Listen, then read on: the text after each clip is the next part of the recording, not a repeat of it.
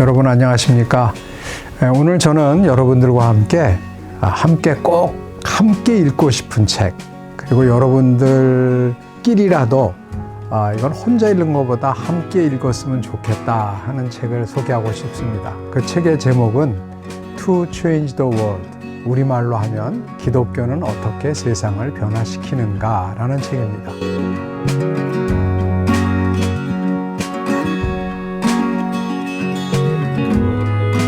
제임스 데이비슨 헌터라고 하는 종교사학 교수님이신데요. 이분이 이제 책을 쓰셨는데, 저는 사실 이 책을 이제 읽으면서 이야, 이 책 참 대단하다. 이건 우리 학생들과 좀 함께 읽었으면 좋겠다라고 생각을 했습니다.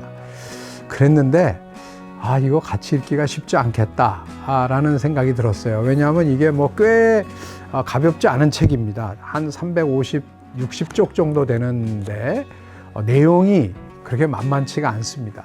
만만치가 않고 이제 영어로 쓰여져 있기 때문에 보편적이진 않아서 이거 어떡하나 했는데 책이 번역이 됐더라고요. 놀랍게도 기독교는 어떻게 세상을 변화시키는가 해서 새물결 플러스 출판사에서 이거를 금방 번역을 했어요. 얼마 그렇게 되지도 않아서 이 어려운 책을 번역을 해 주었습니다. 참 감사했습니다. 고마웠고 기뻤습니다. 이런 책을 우리말로 이렇게, 그것도 번역도 아주 잘 됐습니다. 영어보다 오히려 더 이렇게 읽기 쉽게 잘 된 책들을 출판해 준 출판사도 고맙고 번역해 준 교수님께도 참 깊은 감사를 드리는 바입니다. 이 책을 이제 왜 제가 그렇게 꼭 추천하냐면, 이 제임스 헌터는 종교사회학자로서 종교와 사회 간의 관계, 특별히 교회 공동체가 세상을 그동안에 변화시키려고 노력을 많이 했는데, 그 노력을 미국의 근대사를 통해서 잘 분석을 했어요. 그래서 이 책의 처음에 이제 서문에 보면 어떻게 후기 근대 시대에 신앙이 가능하겠는가, 믿는 사람들이 소위 이제 후기 세속화 시대, 후기 근대를 살아가는데 과연 신앙인이 살아간다는 것, 책임적인 신앙인으로 살아간다는 것이 가능한가? 또 어떤 삶을 살아야 되겠는가를 이제 학문적으로도 고민하고 개인의 실전적으로도 고민을 한 것입니다. 이것에 대해서 이분이 사실은 이렇게 이례적인 그 발상으로 책이 쓰여진 게 아니고, 원래 이분의 저서들을 보면 아메리칸 이벤젤리칼리즘이라고 하는 미국의 복음주의에 대해서 이제 깊이 연구를 했고, 그 다음에 또 컬처 워즈, 문화전쟁, 80년대 미국 사회에 있어서 굉장히 중요했던 문화전쟁. 사실 지금 우리 사회가 이런 문화전쟁의 어떤 그 한가운데 있다고 볼 수 있습니다. 한국교회가. 이것이 80년대 이후에 펼쳐진 미국과 지금 우리에 펼쳐지는 것에 상당한 유비관계가 있기 때문에 상당한 도움이 될 수 있을 것이라고 생각합니다. 한마디로 이 책에서 이 헌터가 이야기하는 것은 기독교 진영이 이제 소위 우파도 있고 좌파도 있고 좀 진보적인 그룹도 있고 보수적인 그룹도 있고 소위 신제세라파라고 하는 그룹, 이 그룹은 소위 요사이 얘기하는 이제 가장 인기 있는 신학자 중에 한 사람이 스탠리 하우어스로 대표되는 이 그룹들의 문화 전략이, 사회 참여 전략이 모두 성공하지 못하였다라는 것을 이 책에서는 날카롭게 분석하고 주장하고 있습니다. 그 분석을 이게 따라가 보면 가장 중요한 것이 뭐냐면, 그 이전까지 대부분의 우파든 좌파든 어떻게 생각했냐면, 한 사람을 변화시키면, 즉 그 사람의 가치를 결정짓는 세계관을 변화시키면, 즉 그를 진정한 기독교인으로 무장을 시키면, 양육하면 그가 나가서 전도를 하고, 또 그러한 생각을 가진 사람들을 많이 우리가 양육을 해서 기독교 세계관으로 무장된 많은 사람들이 생겨서 그들을 정치, 경제, 사회, 문화 모든 영역에 파송을 하면 결국은 하나님의 나라가 이 땅에 임해질 것이다 라고 해서 우리가 세상으로 나아갔습니다. 정치 활동과 시민사회 활동에도 굉장한 노력을 기울인 것이 사실입니다. 이게 이제 미국에서의 80년대부터 시작된 복음주의의 이제 굉장한 노력이었는데요. 결과적으로 헌터는 그것이 실패했다고 생각을 합니다. 판단을 합니다. 조지 W. 부시라고 하는 복음주의자들이 굉장히 지지했던 대통령이 당선되는 것으로 성공한 것 같았는데 현실적으로는 기독교가 사회에서 굉장히 주변으로 밀려나고 오히려 더 중요한 그 다음의 이슈들에 있어서 낙태 문제라든지 동성애 문제 같은 사회 문제에 있어서 오히려 교회가 주변으로 밀려나 버리고 나중에는 이제 오바마의 당선이라든지 이럴 때는 오히려 기독교 진보주의적인 좌파, 소위 이제 여기서는 좌파 복음주의 중에서도 좀 진보적인 젊은이들이 훨씬 더 오바마를 지지하게 되면서 교회는 분열이 되고 결국은 결과적으로 교회가 주변화됐다라고 하는 것에 대한 분석을 헌터는 하고 있습니다. 그때 이제 헌터가 봤을 때 이 책에서 가장 저희가 이제 초기에 관심을 갖고 봐야 될 것 중에 하나가 그런 실패에는 바로 사람의 생각이 변화하고 즉 가치가 변화하려면 세계관이 변화해야 되고 세계관이 변하면 가치가 변화하고 그 가치가 변하면 행동이 변하고 행동이 변한 사람들이 모이게 되면 사회가 변한다고 하는 생각들 그게 이제 사실은 기독교적인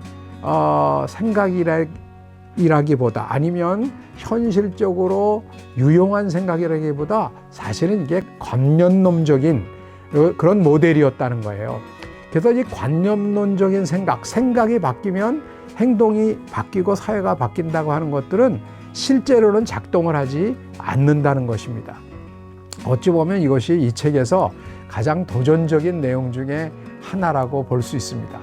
물론 또한 이것이 이제 이것만이 아니고 좌파들 좀 진보적인 분들도 역시 마찬가지로 실패한 것이 너무 기독교라는 얘기를 진리를 일부분의 것을 가지고 전체인 것으로 권력화하려고 했던 것도 또 실패 원인이라고 또 주장을 하고 나중에 이제 신제세례파 스탠리 하우어스로 대표되는 요새 가장 이제 인기를 끄는 분들의 어떤 사회개혁 노력에 대해서도 상당히 분리주의적이라는 입장 그리고 이 세상에 적극적 참여적인 것에 있어서는 좀 부족하다는 입장에서 비판을 합니다.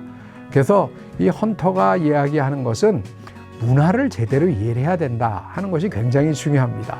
그래서 이 책에서 얘기하는 문화 변혁의 11가지 명제를 우리 모두가 한번 좀 깊이 이야기를 나누고 또 이렇게 토론도 많이 했으면 좋겠어요.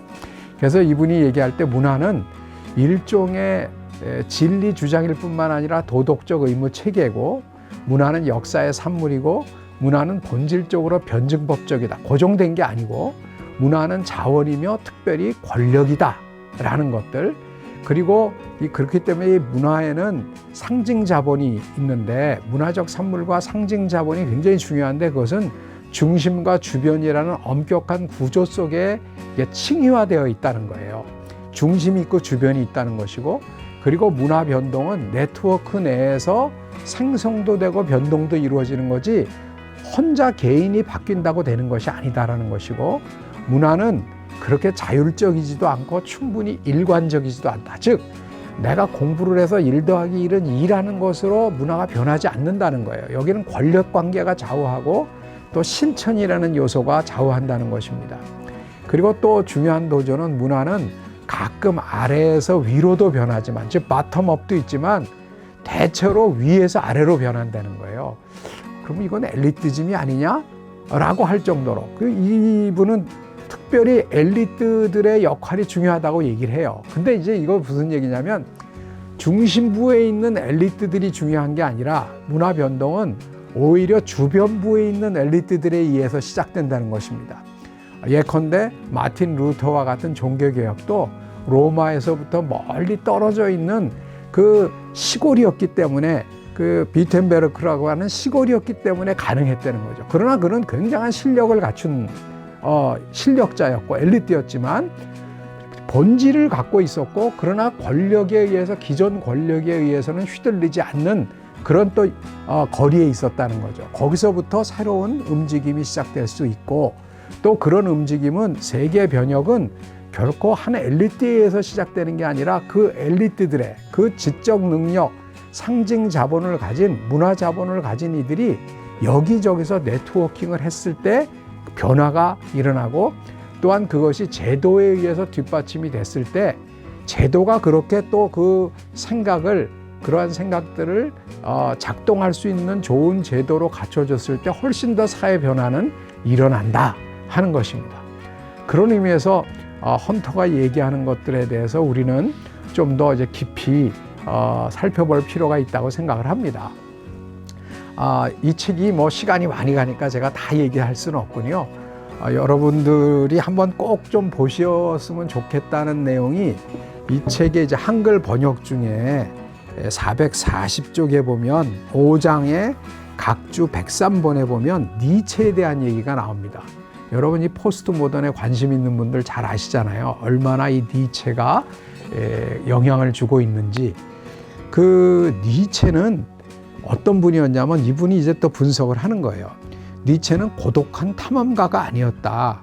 그는 당시에 저명한 문헌학자들과 라이프치히에서 공부를 했고, 그들이 후원을 해줘서 24살 때 대학에서 자리를 얻도록 그들이 후원해 줬고요.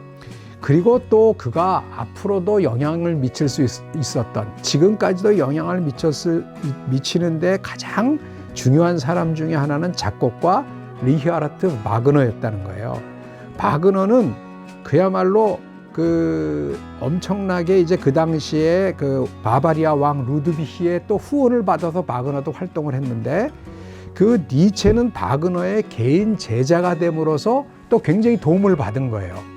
그리고 또 이와 함께 중요한 거는, 니체는 그 누이가 엘리자베스라고 하는, 그 엘리자베스 니체라고 하는 그 누이가 있었는데, 이 누이가 대단한 사람이죠. 이 누이는 3번 정도 노벨 문학상 후보로 추천될 정도로 여류 명사였는데, 문학가였는데, 이 누이가 자기 오라비인 이 니체의 실력을 인정해 갖고 일찍이 알아서 굉장히 많은 후원을 하고 여러 사람에게 소개를 한 거예요. 비스마르크부터 히틀러까지. 이 사람은 굉장히 그 독일 어권의 명사였는데, 이 니체를 그렇게 소개를 해서 결국 독일 캐슬러 백작가, 부유한 은행가 에른스트 티엘 같은 사람들에게 막대한 후원을 받게 해서 니체가 마음껏 책을 쓰고, 이 니체가 쓴 책들은 다 번역을 해갖고 다 출판을 해서 모든 그 도서관에 뿌려올 수 있었던 거예요. 스웨덴어로도 번역을 했고요. 그래서 니체 문서 도서관에 후원을 했고, 그의 저서들이 세상에 나오게 될 수 있었고, 나중에 많은 사람들이 그 책을 접함으로써 포스트 모던의 어떤 큰 흐름을 촉진시킬 수 있었다는 것입니다. 이것은 다윈, 그 어떤 그 진화론을 얘기했던 다윈도 바로 그런 사람들의 도전을 받았어요. 혼자 한 게 아니라는 거예요. 반대로 윌리엄 윌버포스, 우리 복음주의 쪽에서 가장 이상적으로 생각하는 윌리엄 윌버포스도 혼자 활동한 게 아니었고, 클레팜 공동체라고 하는 여러 그룹들, 언론인, 변호사 그룹, 법률가 그룹, 뭐 여러 그룹들이 함께 힘을 합쳐서 윌버포스를 통해서 사회 변혁을 일으킬 수 있었다는 것을 여기서는 잘 얘기를 하고 있습니다.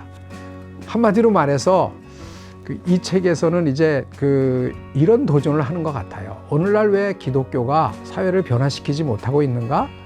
그것은 기독교가 하나님이 주신 달란트, 하나님이 주신 진선미의 세계, 즉 어떤 그 진리의 세계와 선의 세계와 아름다움의 세계 전반에 대해서 좀 더 넓고 깊고 높음을 제대로 발휘하지 못하고 있다는 거죠.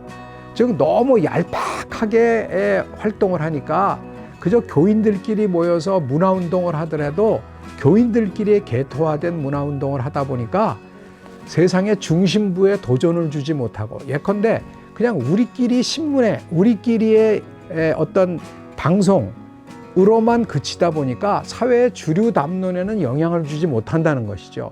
사회 주류 담론에 영향을 주지 못하니까 다음 세대에 영향을 주지 못하고 사회 변화에도 미미한 역할밖에 하지 못한다. 물론 헌터는 엘리티즘은 반대합니다. 엘리티즘이 돼서는 안 되고 그저 엘리트들끼리 잘 살기 위한 그런 지성인들끼리 그들만을 위한 리그를 만들어서는 안 된다고 하지만 이 엘리트들 나름대로 능력을 갖춘 사람들이 진선미의 영역에서 능력을 갖춘 사람들은 최선을 다해서 노력을 하고 또 혼자 노력하는 게 아니라 각 영역에서의 연대를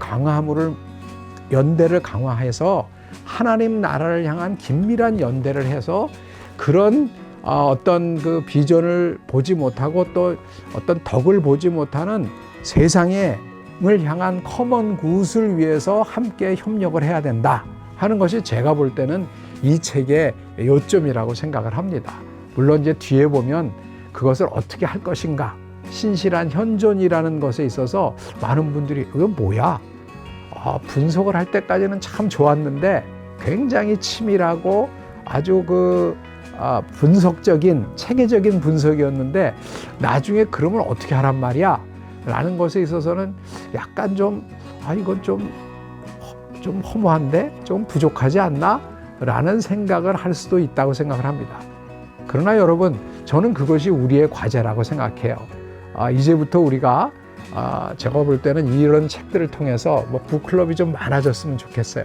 많이 모여서 서로 토론도 하고 나중 분석의 부분도 기독교 우파, 좌파라든지 제세례파에 대한 분석 부분, 신학적 분석이 아니라 이거는 굉장히 종교사역적인 분석인데 신학적으로도 굉장히 유용하다고 생각이 들어요. 그걸 참고해 보시고 그 다음에 우리 사회를 위해서 특별히 우리 목회자들이 또한 신학생들이 또 우리 기독 지성인들이 할 수 있는 역할은 무엇일까를 함께 논의해보는 도구로서 이 책을 활용하셨으면 좋겠다는 생각이 듭니다. 짧은 시간 안에 모든 것을 말씀드릴 수는 없지만 하여튼 우리가 함께 공부했으면 좋겠다 하는 것을 결론으로 제 발제 아닌 발제는 마치도록 하겠습니다. 감사합니다.